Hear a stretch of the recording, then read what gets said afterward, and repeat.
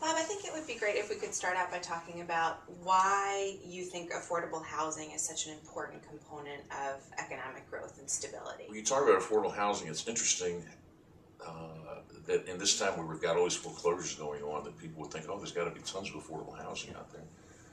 But the reality is, as I go around the state and talk both in rural areas and, for example, Northern Virginia, that's just not the case. In rural areas, for young people that want jobs, they can't find good housing. They're looking for apartments to rent, and they're just not out there. Our overarching goal is to reduce homelessness by 15%.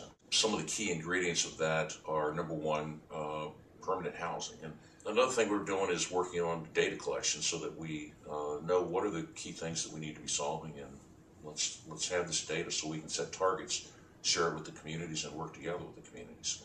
We do have an issue in finding permanent housing for the lowest income level, and we do need to address that.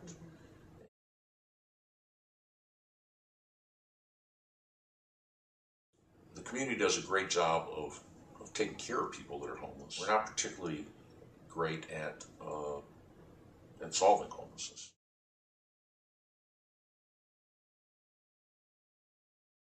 We've got some great agencies that work in solving homelessness, both in the Health and Human Services and in our housing agencies. But historically, they've worked in silos. They should be working together.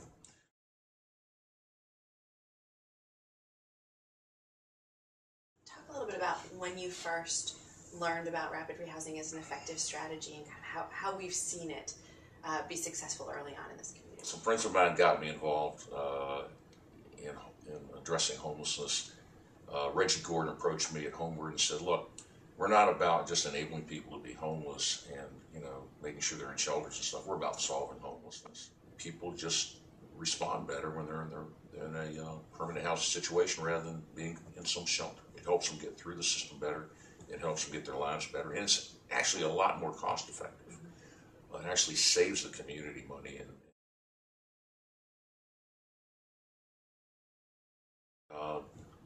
In the Richmond region, we needed a 10-year plan to make sure that we had all the parties at the table, everybody engaged at from the government level, service provider level, the business community level, that everybody understood the complexities that we were dealing with. And that's why Homeward led the development of a 10-year plan. And I think the communities embraced that, and we've made some real good progress in it.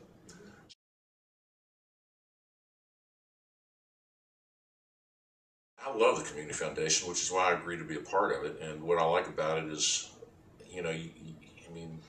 just by definition, you have people here that care about the community and want to see good things happen in the community. And so I think it's great that the Community Foundation is helping educate people to these problems.